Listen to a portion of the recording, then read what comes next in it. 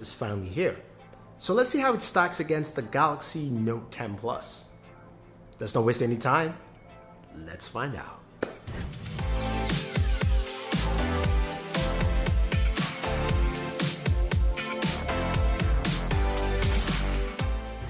So Apple's iPhone 11 Pro Max is finally here. It's the latest iPhone device. It's now called a Pro because Apple feels like this line is more pro user in mind.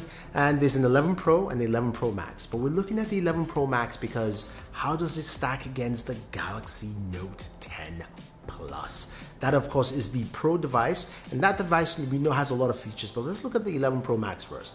It comes in 4 new colors. Well, there's a gold, there's a new space gray, there's a white, and there's that midnight green, which I do like that color. So let me know what you think about the colors, because I'm leaning towards midnight green. Might pick something else. In terms of storage, we're looking at 64 gigabytes.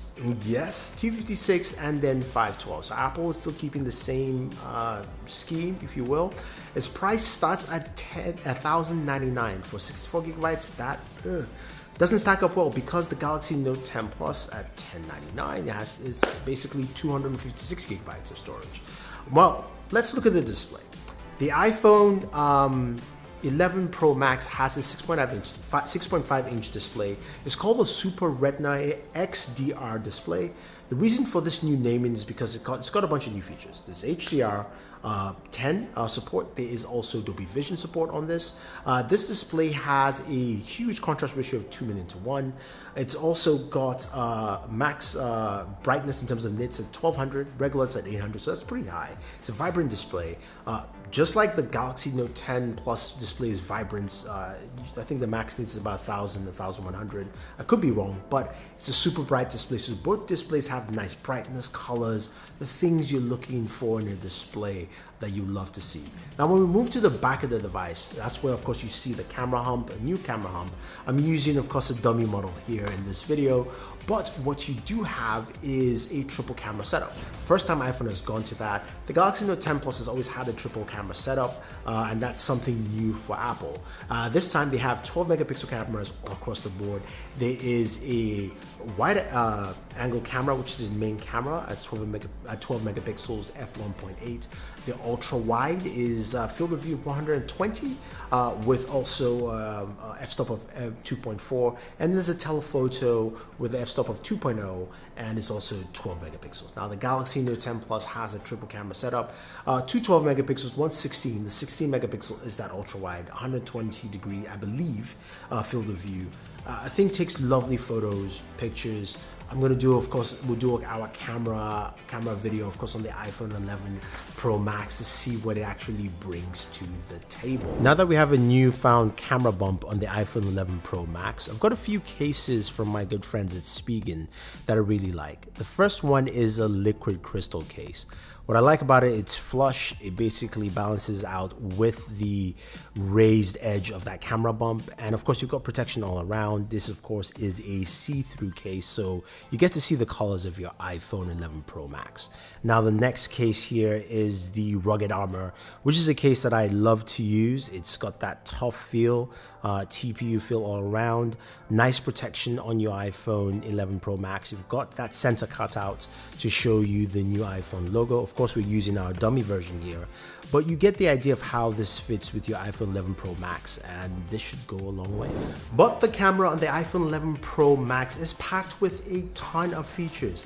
All 3 cameras can record 4K 60, and Apple says your images will still look the same across the board, which is pretty nice. We'll see how that stacks up. It's got a night mode similar to the Galaxy Note 10 Plus, except the Note 10 Plus night mode is something that you can switch to. This is automatic on the iPhone 11 Pro Max. When it gets dark enough, it will switch over to night mode for you. So we'll see how that pans out with his photos, but there's this new next generation Smart HDR to give you better photos, and apps like Filmic Pro allows you to record with all 4 cameras on the device, 3 at the back and 1 in the front, in 4K 60. Yes, the front-facing camera now records at 4K 60. It's also a 12 megapixel camera, and that camera allows you to record slow motion. So get ready for slow-fis. I guess slow motion selfies is what Apple is calling it, slow-fis, on Instagram it's gonna happen because now you can record slow-mo with the front-facing camera. But that's pretty nice. Now there's cinematic stabilization that does 4K 1080p 720.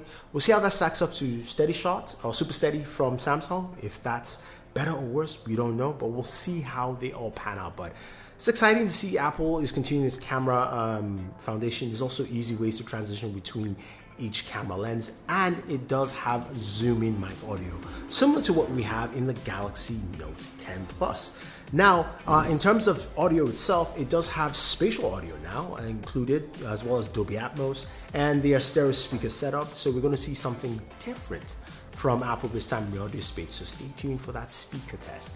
Now, other things to see in this device, it's IP68 rated, so we have that. It's got wireless charging, as you would expect.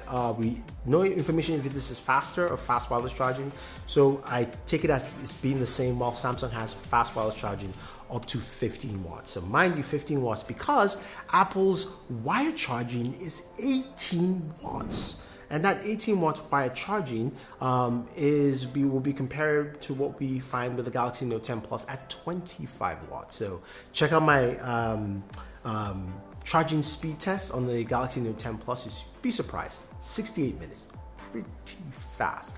We don't no idea what the battery is on the iPhone 11 Pro Max, but we do know that it will have 5 hours more battery life on this new battery size. Let's see what it is. It uses a lightning port, so that hasn't changed at all.